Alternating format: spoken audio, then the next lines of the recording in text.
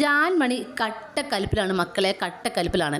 അതായത് നമ്മുടെ പവർ ടീമുകാർ സായുടെ ടീമാണ് അടുത്ത പവർ ടാസ്കിലേക്ക് പവർ ടീമുമായിട്ട് മത്സരിക്കാൻ പവർ ടീമുകാർ ചൂസ് ചെയ്തത്. പക്ഷേ ഇപ്പോൾ അതിന് നമ്മുടെ ജാൻമണി വലിയൊരു വിഷയം ഉണ്ടാക്കാൻ പോവുകയാണ്.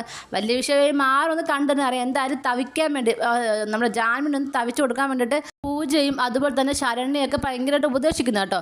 കാര്യം പറയുന്നത് നമ്മുടെ ജാൻമണി പറയുന്ന കാര്യം എന്ന് പറയുന്നത് ജാൻമണിയുടെ ആ ഒരു ടീം പവർ ടീമിലേക്ക് വരാൻ വേണ്ടി ഒരുപാട് സഹായിച്ചത് അൻസിബയും അതുപോലെ തന്നെ ശ്രീരേഖയും ഒക്കെ ആയിരുന്നു. അപ്പം ആ ഒരു ടീമിനെ തള്ളിക്കളയുന്നത് ശരിയല്ലെന്ന് പറഞ്ഞു.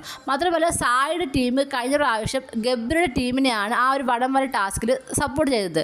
അപ്പോൾ അങ്ങനെയുള്ള ഒരു ടീമിനെ നമ്മൾ എന്തിനാണ് എടുക്കുന്നതാണ് ചോദിക്കുന്നത്. അപ്പം ജാൻമണിക്ക് ഓൾറെഡി സിബിൻ എല്ലാത്തിനും ഇങ്ങനെ മുന്നിൽ നിൽക്കുന്നത് വലിയൊരു ഇഷ്ടമൊന്നും അല്ല. പക്ഷേ നിന്നേ പറ്റത്തോളം എന്നൊരു സാഹചര്യത്തിൽ നിന്ന് പോകുന്നതാണ് കേട്ടോ.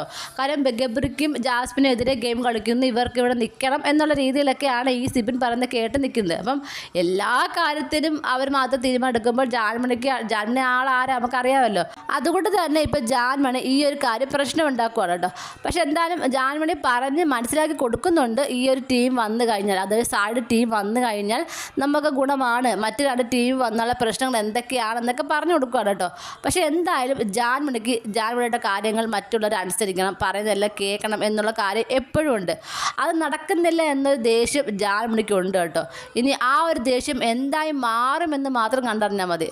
നമുക്ക് നോക്കാം ഇനി എന്തൊക്കെയാണ് ലൈവ് നടക്കാൻ പോകുന്നതെന്ന്. നിങ്ങൾക്ക് എന്താണ് തോന്നുന്നത്? നിങ്ങളുടെ അഭിപ്രായങ്ങൾ താഴെ കമൻറ്റ് ബോക്സിൽ മറക്കാൻ രേഖപ്പെടുത്തണം. കൂടുതൽ ലൈവ് അപ്ഡേഷനുമായിട്ട് ഉടനെ വരുന്നതായിരിക്കും.